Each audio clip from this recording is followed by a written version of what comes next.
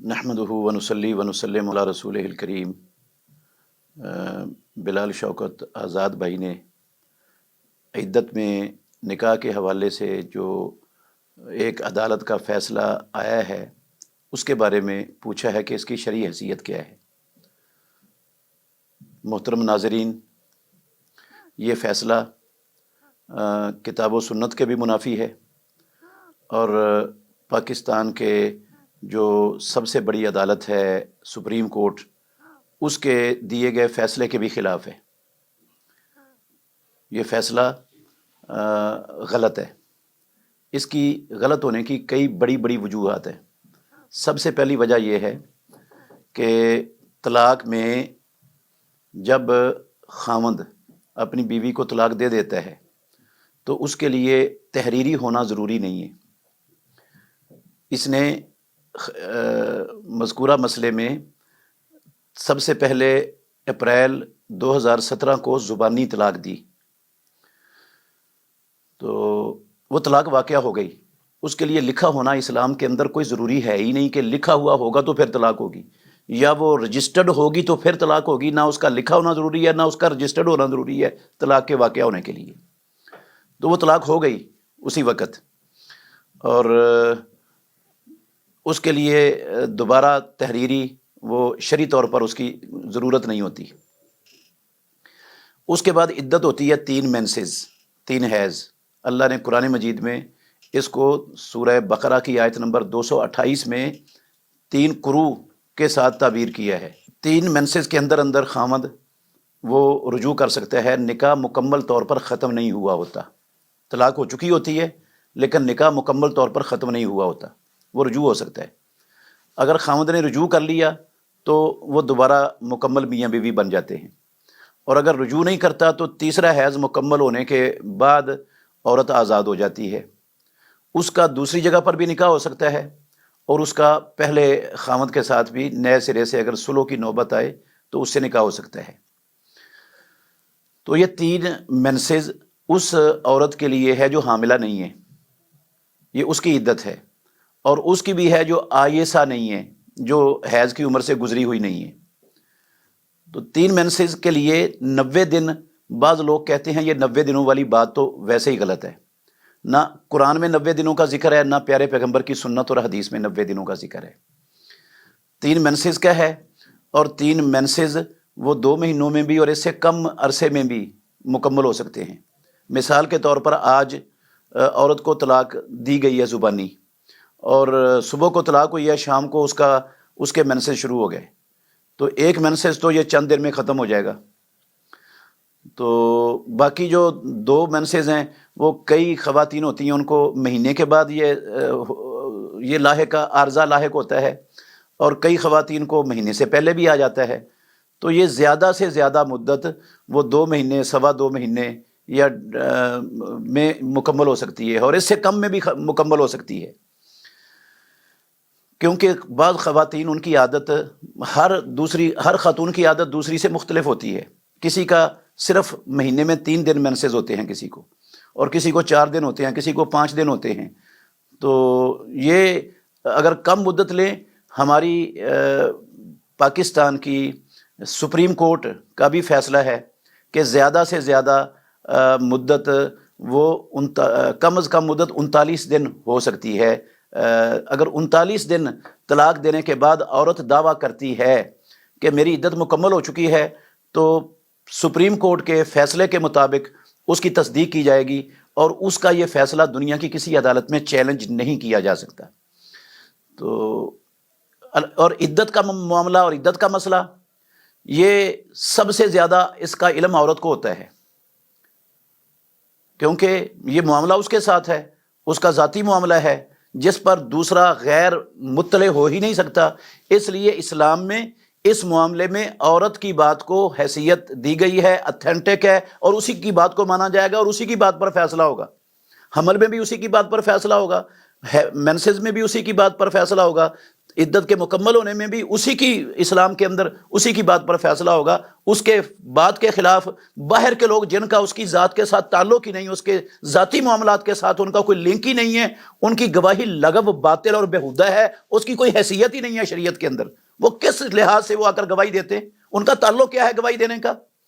اور ان کی گواہی کو قابل اعتبار سمجھنے والے وہ کس قانون کے تحت ان کی گواہی کو اہمیت دیتے ہیں اور قابل قبول سمجھتے ہیں؟ اور پھر اس عدت والے کیس کے معاملے میں جو فیصلہ ہے یہ اس لیے بھی باطل ہے، غلط ہے، اسلام کے خلاف ہے کہ جن گواہوں کی گواہی پر فیصلہ کیا گیا ہے وہ گواہ فاسق ہیں، اور فاسق کی گواہی اسلام کے اندر قبول ہی نہیں ہے، باطل ہے ان کی گواہی، کیونکہ ان کے حلفیہ بیان موجود ہیں. وہ اللہ کو حاضر ناظر جان کر بیان دیے انہوں نے پہلے کہ یہ جو ہے نا معاملہ ٹھیک ہے. 6 سال تک یہ معاملہ دفن ہوا رہا. 6 سال تک کیا وہ شوہر جو سابقہ شوہر تھا وہ مدہوش تھا، نشے میں تھا، بے ہوش تھا؟ مسئلہ کیا تھا؟ اس کو کیوں نہیں بولا وہ؟ اب ایک خاص موقع پر آ کر، خاص وقت میں وہ آ کر یہ دعویٰ کرتا ہے تو اس دعوے کی کوئی حیثیت نہیں ہے. اس سے پتہ چلتا ہے کہ اس دعوے کے پیچھے کوئی سازش ہے جس کی بنا پر اس نے یہ دعویٰ کیا ہے. ورنہ وہ پہلے دعویٰ کرتا اگر اس کی حق تلفی ہوئی تھی اور اس کے اوپر زیادتی ہوئی تھی تو اس کو فوراً کرنا چاہیے تھا. وہ عقل مند تھا، وہ کوئی پاگل بیوقوف نہیں تھا، نہ وہ مدہوش تھا، نہ وہ نشے میں تھا. تو اس وقت اس نے دعویٰ کیا نہیں. اور پھر اس بندے کے دعوے کو، اور پھر وہ اس کی 2 قسم کی بات ہے. اور جو نکاح پڑھانے والا مولوی ہے، مفتی ہے، اس کی بھی 2 قسم کے اقوال ہیں. اس کے پہلے وہ اللہ کو گواہ بنا کے حاضر ناظر جان کے وہ مفتی کہتا رہا کہ یہ عورت کی بات مانی جائے گی. فاروق اعظم رضی اللہ عنہ کے دور میں عورت کی بات کو ہی بنیاد بنا کر فیصلہ کرنے کا فاروق اعظم رضی اللہ عنہ نے فیصلہ صادر کیا تھا. اور اس کے بعد جب عورت نے کہہ دیا کہ میری عدت مکمل ہو گئی تو بس معاملہ ختم.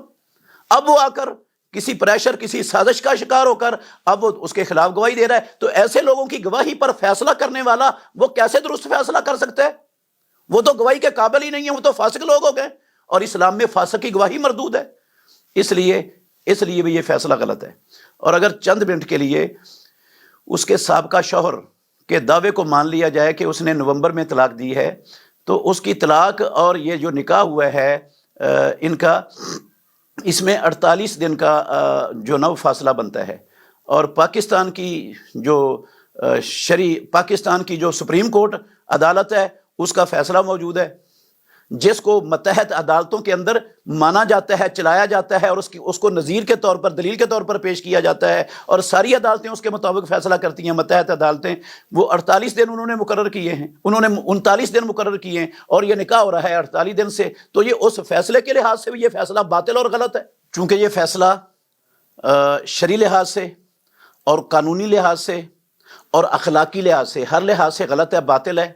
لہٰذا یہ جن کے متعلق فیصلہ کیا گیا ہے، عمران خان صاحب اور ان کی زوجہ، یہ میاں بیوی ہیں، ان کو شرعی طور پر، اخلاقی طور پر، قانونی طور پر میاں بیوی رہنے کا حق ہے.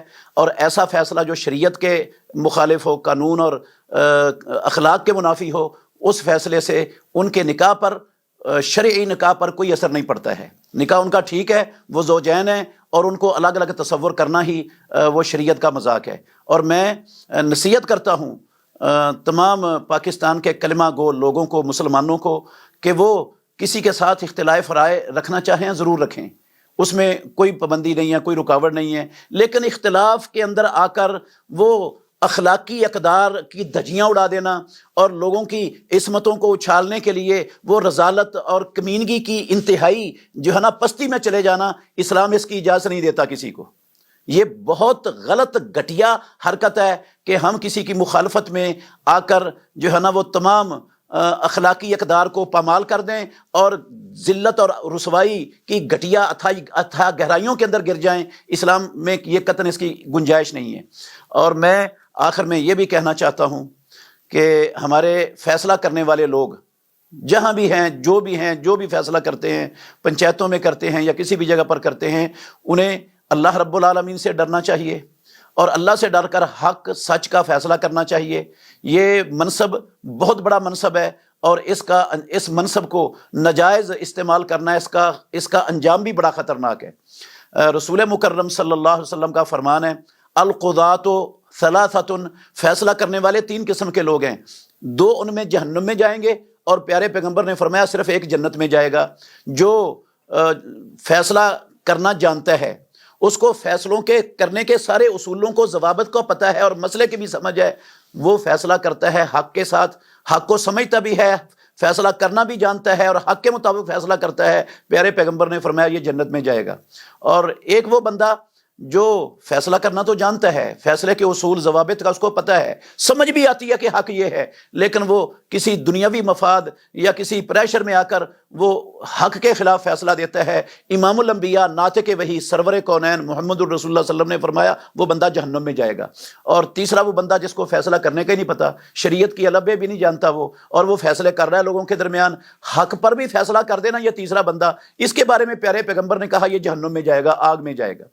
تو اس لیے ہمیں یہ کسی کا پریشر قبول کیے بغیر اور کسی دنیاوی لالچ کے بغیر، جو اس سیٹ پر بیٹھا ہے اسے حق اور سچ کا، عدل کا، انصاف کا فیصلہ کرنا چاہیے۔ نہیں کر سکتا تو وہ اپنی اس سیٹ کو چھوڑ دے، اس کی روزی اللہ کے ذمے ہے، وہ اللہ رب العالمین اس کا ایک لقمہ بھی اس سیٹ کو چھوڑنے کی وجہ سے، حق کے خلاف فیصلہ کرنے کی وجہ سے اگر اس کو پریشر زدہ کیا جاتا ہے، چھوڑنے پر ایک لقمہ بھی اس کی روزی کا اللہ رب العالمین کم نہیں کرے گا۔ اس لیے یقین اور بھروسہ، اعتماد اللہ پر ہونا چاہیے۔ نا انصافی اور ظلم یہ دنیا میں بھی اس کا بڑا گمبھیر انجام ہے اور آخرت میں بھی اس کا بڑا گمبھیر انجام ہے۔ اللہ سب کو سمجھنے کی اور عمل کرنے کی توفیق دے۔